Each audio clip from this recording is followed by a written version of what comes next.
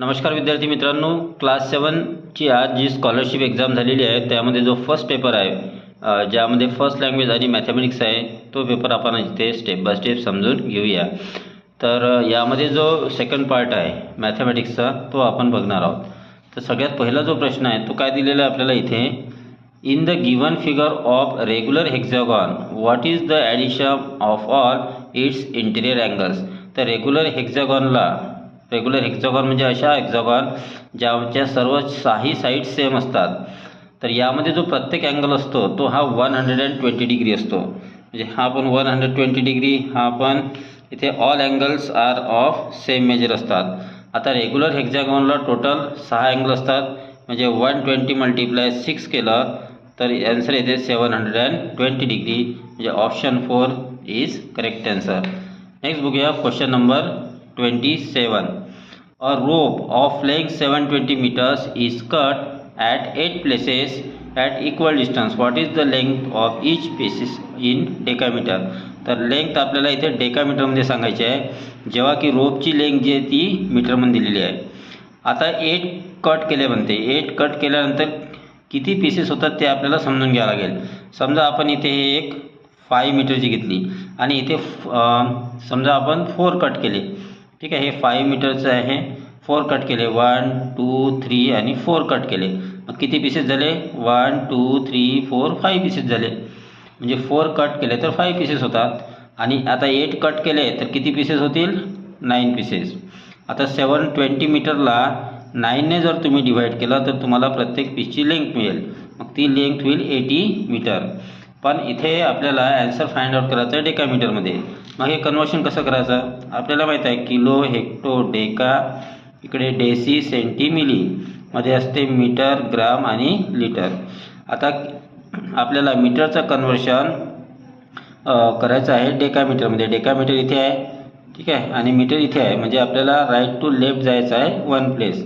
याचा अर्थ decimal point आपण देऊ 1 डिजिट नंतर, जे आन्सर होईल 8.0। सॉरी, आपल्याला डेसिमीटरमध्ये कन्वर्ट करायचं आहे, म्हणजे मीटरपासून डेसिमीटर आपण जाऊया लेफ्ट टू राईट।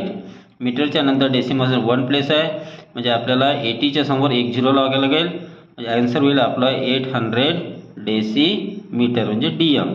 तर यापैकी ऑप्शन आहे option number 3 is correct answer. Next बघूया क्वेश्चन नंबर 28.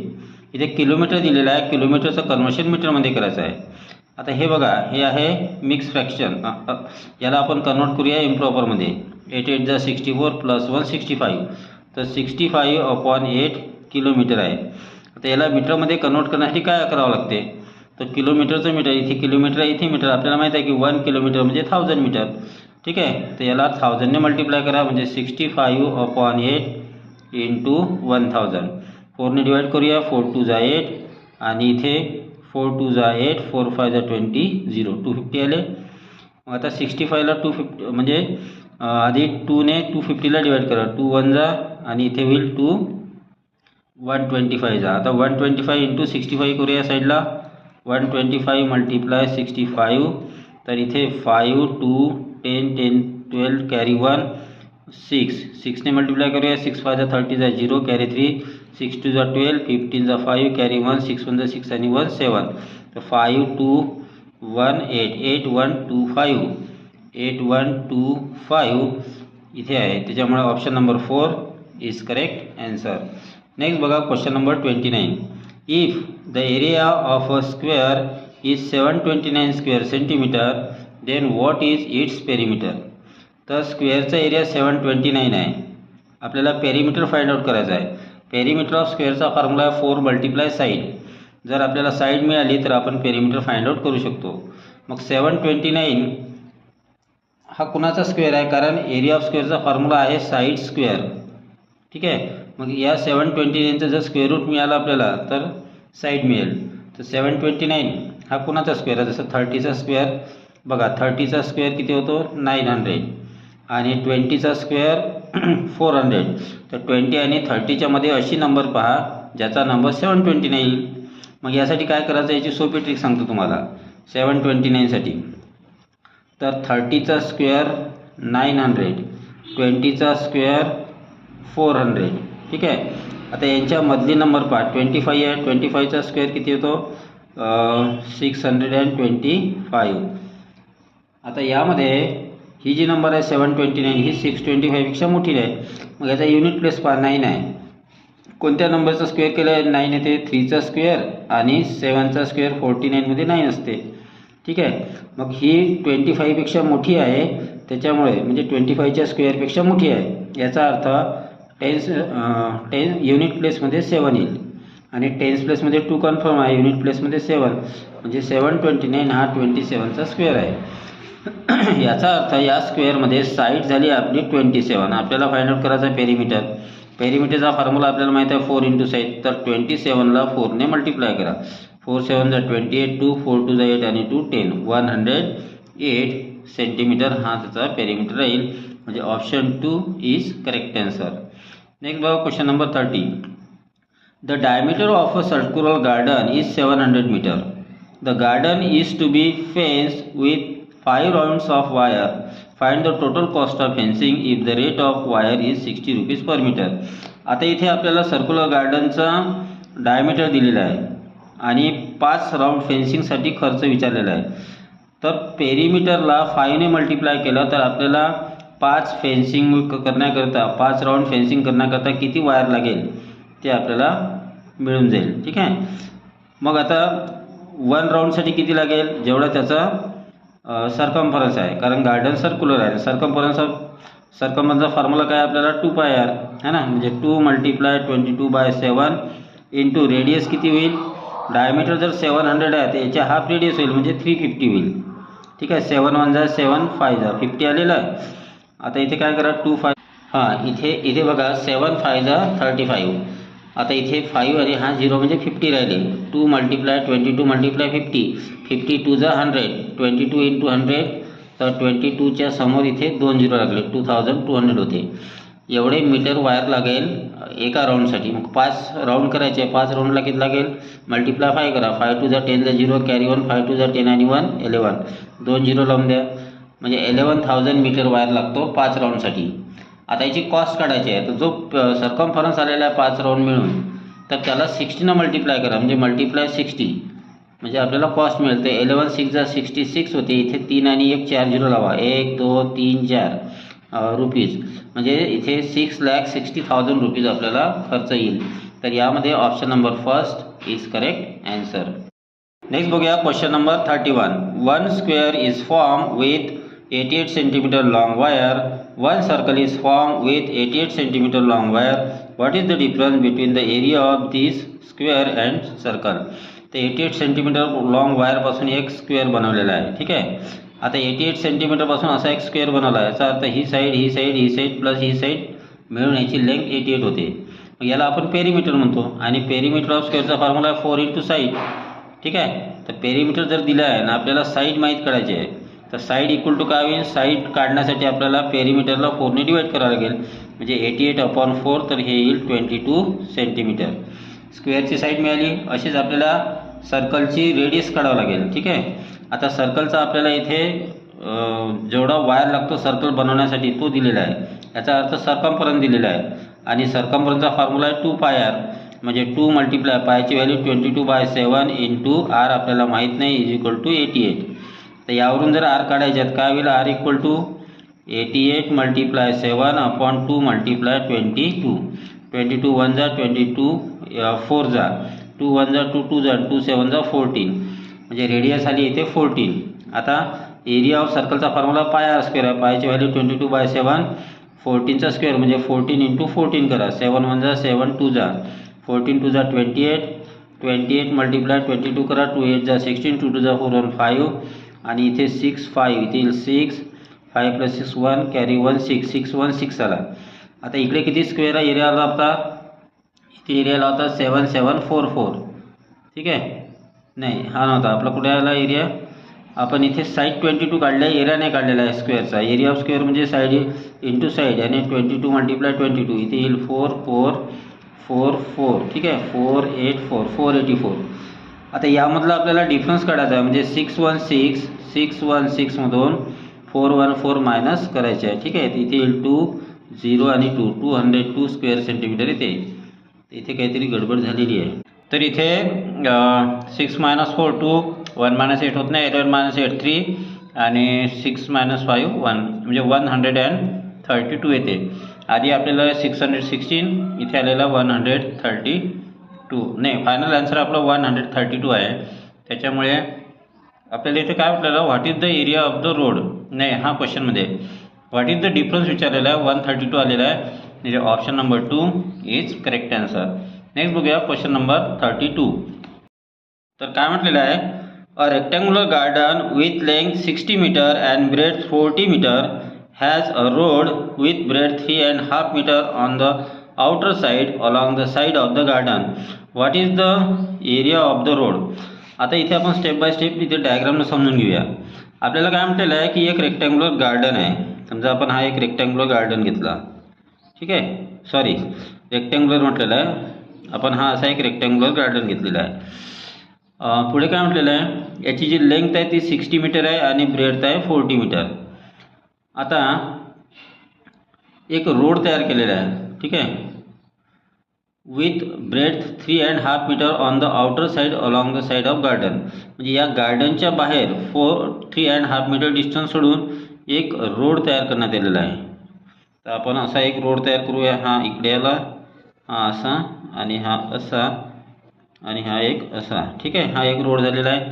आणि याची जी डिस्टन्स आहे ते 3.5 मीटर म्हणजे 3.5 मीटर घेऊया आपण. 3.5 म्हणजे 3.5.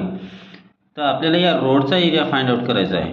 आता हा एरिया फाइंड आउट करण्यासाठी आपल्याला आउटर रेक्टँगलच्या एरियामधून इनर रेक्टँगलचा एरिया मायनस करावा लागेल. आता आउटर रेक्टँगलसाठी लेंथ किती होईल, इथे 3.5 इथे वाढली आणि 3.5 इथे वाढली, म्हणजे या 60 मध्ये 3.5 प्लस 3.5 म्हणजे 67 होईल. 67 लेंथ झाली. आणि ब्रेथमध्ये पण ही पण 3.5 आहे आणि ही पण 3.5. 3.5 प्लस 3.5 7 झाले आणि हे इथून एवढी 40 प्लस 7 47. तर आउटर रेक्टँगलची लेंथ 67 आहे आणि ब्रेथ 47. आणि एरिया ऑफ रेक्टँगल काय आहे, आपल्याला लेंथ मल्टिप्लाय ब्रेथ यांचा मल्टिप्लिकेशन करूया. 67 मल्टिप्लाय 47 करा. 7 7 जा 49, 7 6 जा 42, 46, 4 7 जा 28, 4 6 जा 24 आणि 2 26. इथे आलं 9 4 1 आणि 3 1 4 9. हा झाला आउटर रेक्टँगलचा एरिया. आता इनर रेक्टँगलचा 60 मल्टिप्लाय 40 करा. 6 4 जा 24 म्हणजे 2400 आलं. आता याची आपण सबट्रॅक्शन करूया म्हणजे आपल्याला रोडचा एरिया मिळेल. तर 3149 मायनस 2400. इथे 9 4 11 मायनस 4 किती होतं, तिथे 7 आणि इथे 0 749 हा याचा एरिया झाला. तर ऑप्शनमध्ये बघूया 749 म्हणजे option number 4 is correct answer. Next बघूया question number 33. The surface area of a cube is 294 square centimetre. What is its volume. आता सरफेस व्हॉल्यूम ऑफ क्यूबचा फॉर्म्युला काय आहे, एल क्यूब. तर आपल्याला एल म्हणजे साईड मिळाली पाहिजे त्या क्यूबची, तर ती मिळेल सरफेस एरियावर. सरफेस एरिया ऑफ क्यूबचा फॉर्म्युला आहे 6L स्क्वेअर. मग व्हॉल्यूम आपल्याला सरफेस एरिया दिलेला आहे इक्वल टू 294 होईल. मग यावरून एल स्क्वेअर काय होईल, 6 ने याला डिवाइड करा. 6 4 जा 24 रिमेन 5, 6 9 जा है ना, म्हणजे एल झाला 7 स्क्वेअर रूट घेतल्यानंतर. आता एल क्यूब काढायचा आहे तर मग काय करा, 7 × 7 × 7 7 7 जा 49 × 7 करा. 7 9 जा 63, 7 4 जा 28 आणि 28 आणि 6 हे झाले 34. 343 आले आहे म्हणजे option first is correct answer. Next बघूया question number 34. The soil from the pit with length 250 metre, breadth 150 metre and depth 2 metre. आता इथे लेंथ ब्रेथ आणि डेप्थ दिलेली आहे एका पीटची. याचा अर्थ हा जो पीट आहे म्हणजे गड्डा जो आहे तो कोणत्या शेपचा असेल, तो असेल क्युबॉइड शेपचा. त्याला लेंथ ब्रेथ आणि हाईट डिफरंट असते. डेप्थ म्हणजेच इथे हाईट होईल. Is spread evenly on the road. आता ती तेवढी जी माती काढलेली आहे, आता माती किती निघेल, जेवढं त्या क्युबॉइडचं व्हॉल्यूम असेल तेवढी माती निघेल. आता ती माती काय केलेली आहे, इव्हनली म्हणजे सारख्या प्रमाणामध्ये पसरवली आहे या डायमेन्शनमध्ये 6.5 किलोमीटरमध्ये, ठीक आहे. म्हणजे त्या रोडवर पसरवलेली आहे, ज्या रोडची लेंथ आहे 7.5 kilometre and 20 metre breadth. Length आणि ब्रेड दिलेली आहे आता इथे लेंथ दिलेली आहे किलोमीटरमध्ये, ब्रेथ आहे मीटरमध्ये. तर किलोमीटरला मीटरमध्ये कन्वर्ट करा म्हणजे 1000 मल्टिप्लाय करा. ठीक आहे. तर 75 3 0 लावलं, डेसिमल पॉईंट 1 डिजिट अंतर. एवढी मीटर लेंथ आहे आणि एवढी ब्रेथ आहे. म्हणजे हा जो आहे रोड हा झालेला आहे इथे रेक्टँग्युलर शेपमध्ये येईल, लेंथ आणि ब्रेथ आहे. तर आपल्याला what will be the thickness of the soil speed on the road. तर त्याची थिकनेस काढायची आहे.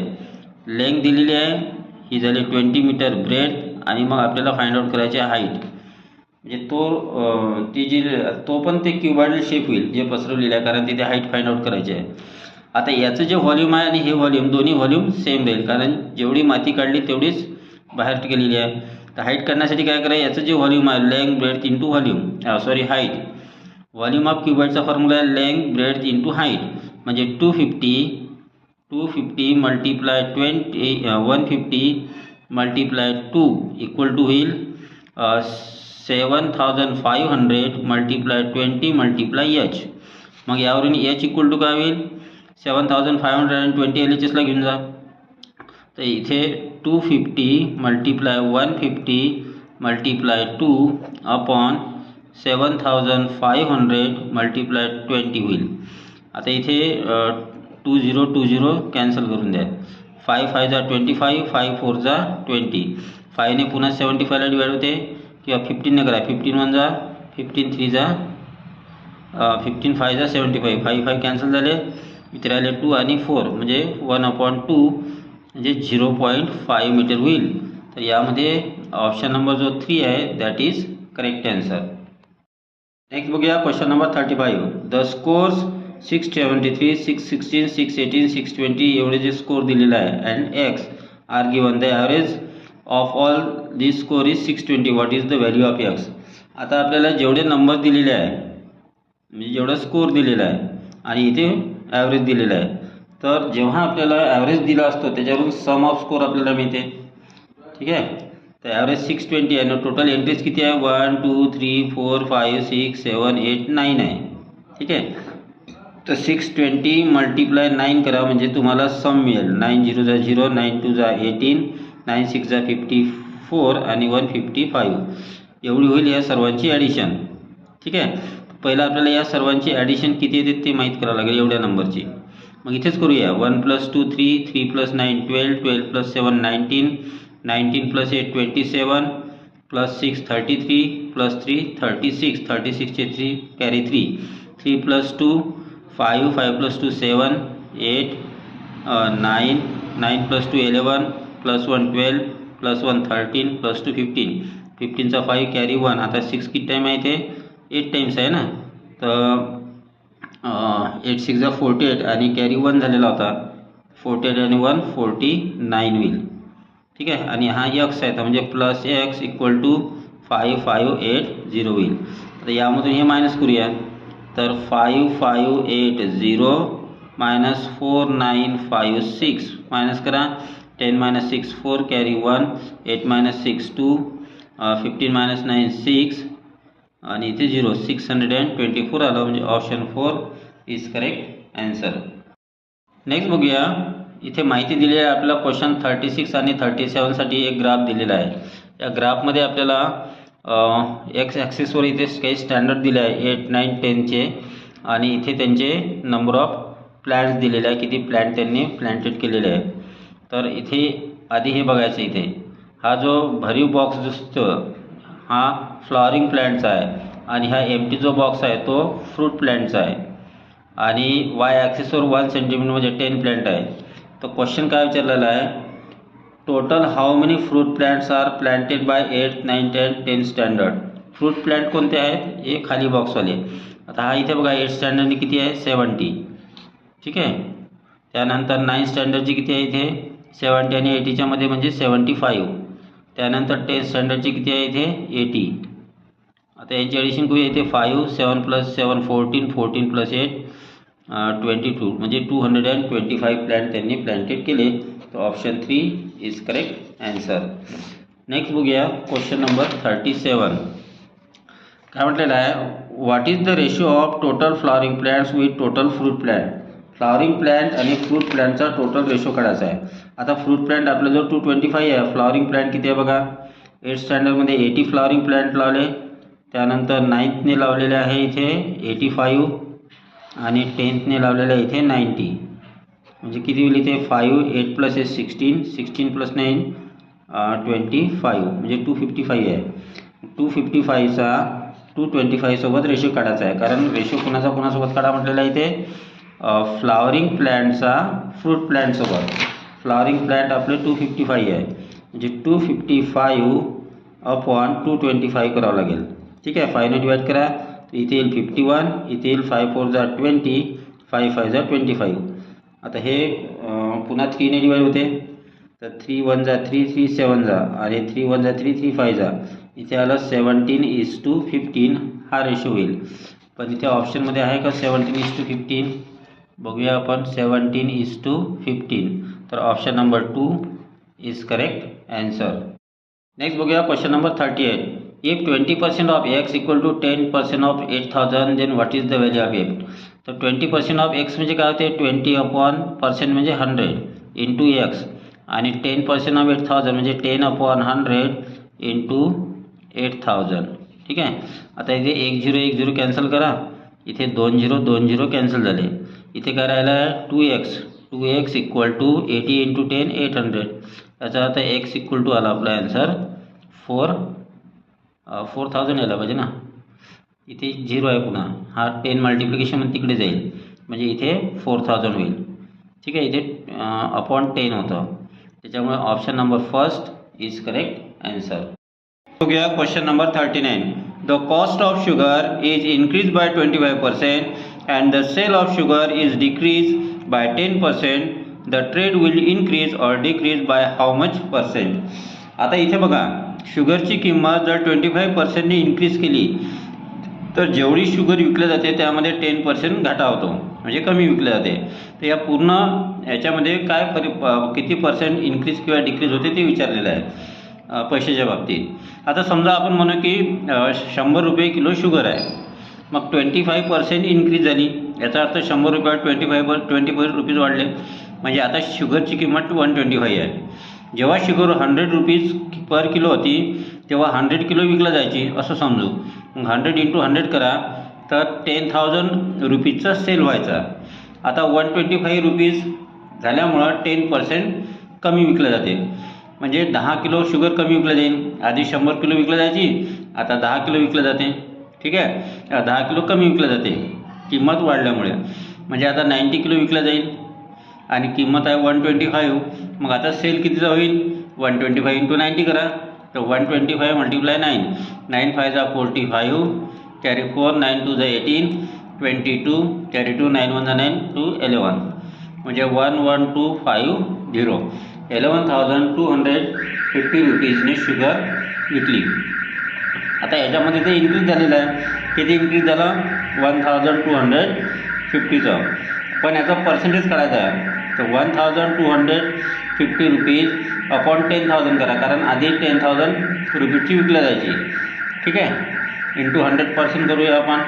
तर 2 0 2 0 कटलं, 1 0 1 0 कटलं, इथे अपॉन 10 आहे, डेसिमल पॉईंट 1 डिजिटने द्या, तर 12.5% इन्क्रीज होईल. तर option number 3 is correct answer. Next बघूया question number 40. Suresh took a loan 10,000 at the rate of 12 PCPA and 12,000 at 9 PCPA respectively from a bank. If he repaid all the loan with interest of 3 years, after 3 years, then find the total amount paid by him. आता पहिला आपल्याला 3 इयर्सचं 12%ने किती interest होतो ते काढावं लागेल, आणि 3 इयर्सचं 9%ने किती होतो, दोन्हीमध्ये प्रिन्सिपल वेगळे आहे. आता सिम्पल इंटरेस्टचा फॉर्म्युला आपल्याजवळ आहे, interest is equal to P into N into R upon 100. Principal तुम्हाला माहीत आहे इथे 10,000 आहे, टाईम पिरियड 3 इयर्स आहे, आणि रेट ऑफ इंटरेस्ट 12 आहे.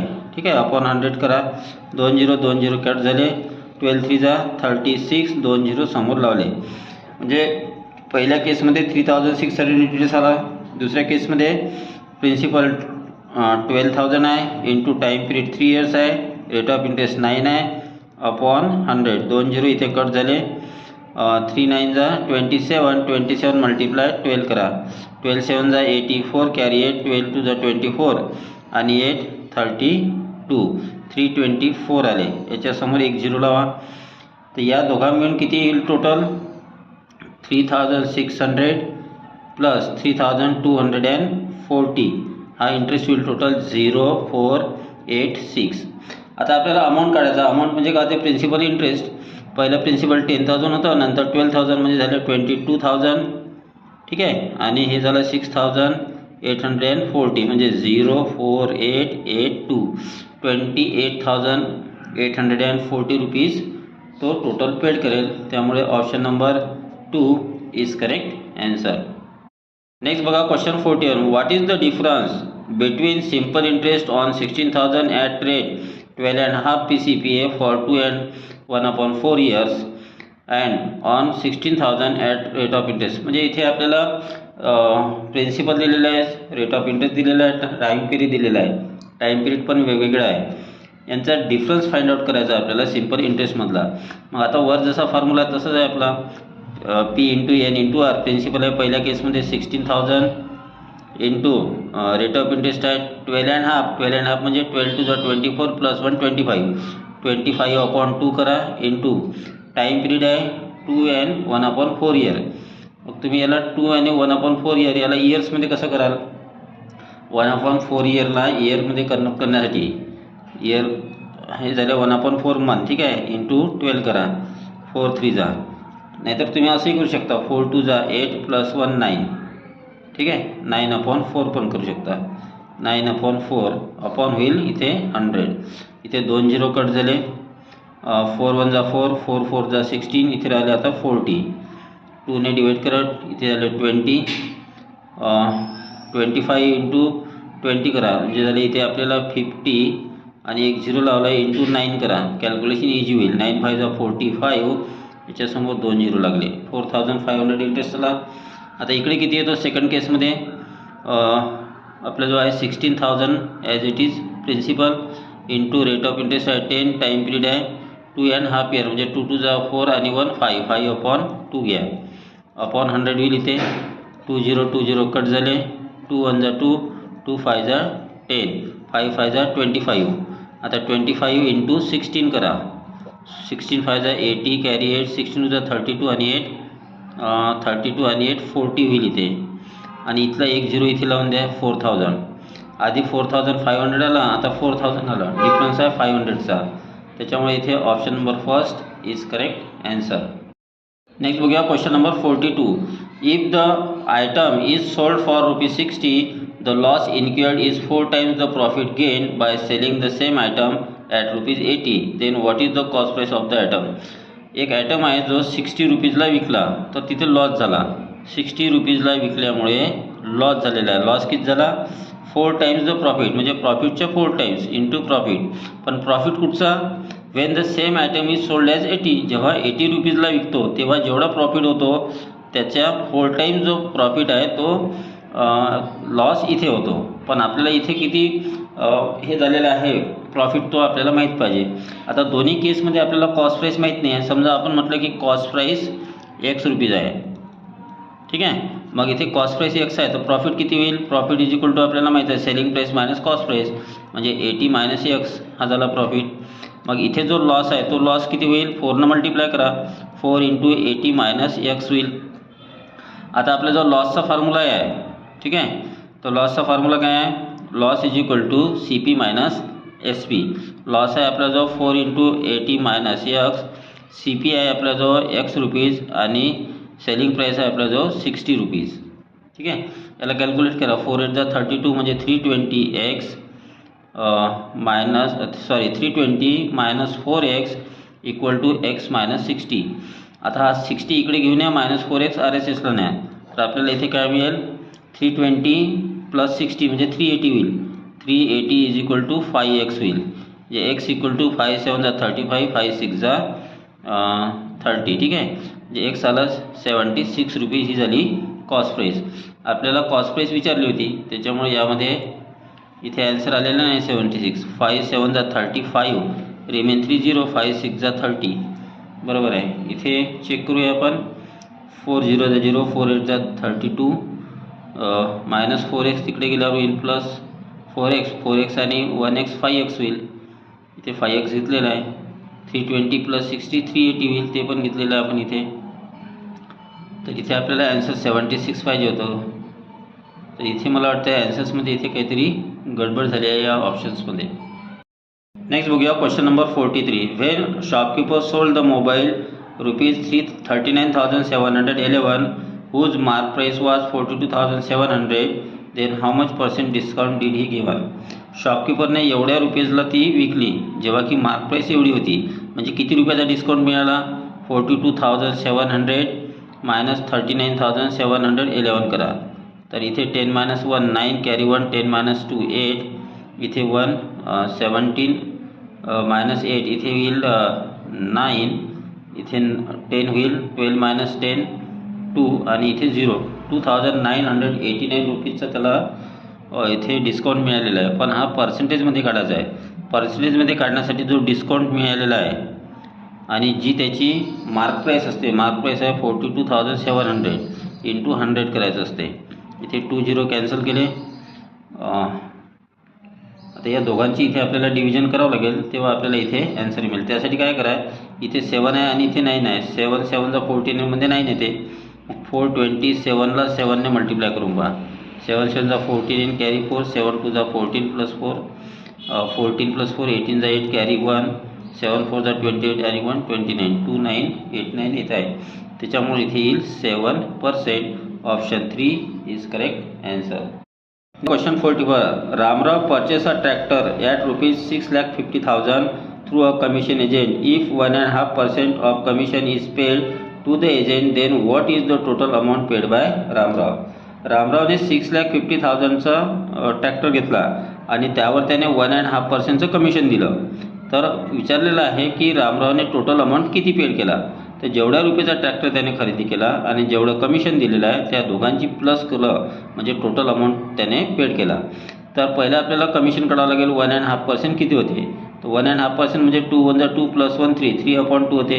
तर 3/2%, पर्सेंट म्हणजे 1 इंटू 1/100 करा, इंटू किती 6,50,000. ठीक आहे, दॅट इज इक्वल टू, आता 2 0 2 0 इथे कॅन्सल झाला. 2ने याला डिवाईड करूया. 2 1 2, 2 3 6, 2 2 4, रिमेन 1, 2 5 10, 1 0 लावा. मग आपल्याला 3ने आता 3 2 5 0ला मल्टिप्लाय करायचं आहे. 3 0 0, 3 5 15, 3 2 6 आणि 3 3 9. तर 9,750चं त्याने कमिशन दिलेलं आहे. ट्रॅक्टर कितीचा घेतला होता? 6,50,000चा. यामध्ये ॲड करा 9750 057956. तर 6,59,750 रुपीज तो देईल. त्यामुळे option number first is correct answer. बघूया question number 45. If x equal to 37, y equal to 27, then XY find करायचं आहे.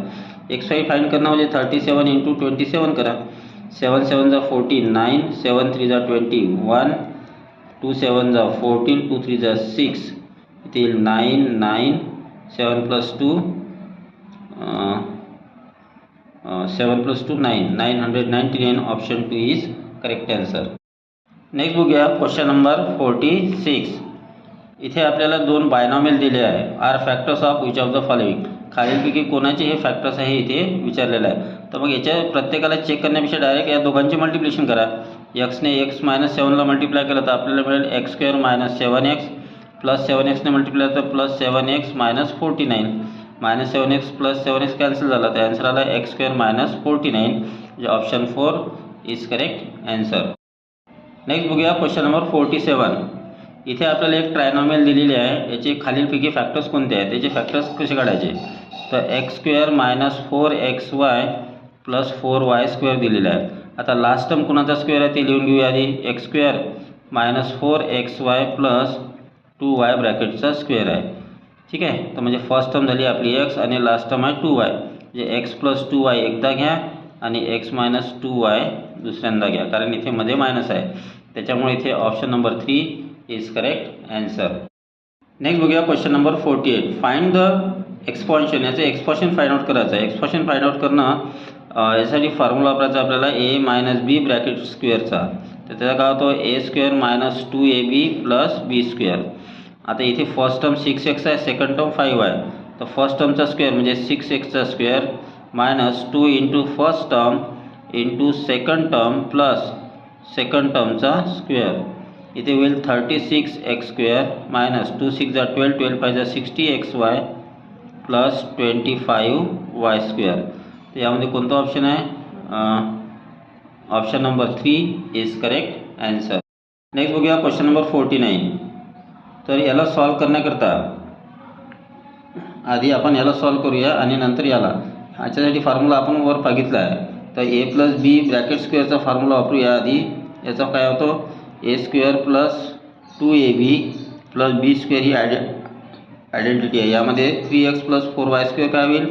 3x plus 4y square is equal to first term 3x आहे, 3xचा स्क्वेअर म्हणजे 9x स्क्वेअर प्लस 3 4 जा 12, 12 2 जा 24xy plus 4y square म्हणजे 4 आणि yचा square किती होईल? 16y square. आता दुसरी जी आहे ती आपण इथे ओरलीच करूया. 9x स्क्वेअर मायनस 3 4 जा 12, 24xy प्लस 16y स्क्वेअर. फरक फक्त असा आहे की इथे प्लस आहे, इथे मायनस आहे. इथे मायनस येईल. या दोघांची आपल्याला ॲडिशन करायची आहे. तर इथे होईल 18x स्क्वेअर 24 मायनस 24 0 होईल, हे झालं कट. आणि इथे येईल plus 32y square. 18x square plus 32y square. Option 4 is correct answer. Next बघूया question number 50. 9a square minus 1/16 B square याचा आन्सर फाइंड आउट करायचा आहे. 9a स्क्वेअर म्हणजे 3a bracket square minus B square upon 16 म्हणजे बी upon 4 ब्रॅकेटचा square करा. आता हे असं झालेलं आहे ए स्क्वेअर मायनस बी स्क्वेअर काय असते? एक वेळा दोघांची ॲडिशन, एक वेळा दोघांची सबट्रॅक्शन. म्हणजे इथे काय होईल? 3a प्लस बी अपॉन 4 इंटू 3a मायनस बी अपॉन 4. तर इथे काय होईल? अपॉन 4 किंवा याला आपण असे लिहू शकतो 3a प्लस 1/4b आणि 3a मायनस 1/4b. तर इथे कोणता ऑप्शन आहे? Option number second. Option second is correct answer. तर मित्रांनो क्वेश्चन नंबर 51 पासून 75चे क्वेश्चन्स आपण नेक्स्ट व्हिडिओमध्ये बघूया.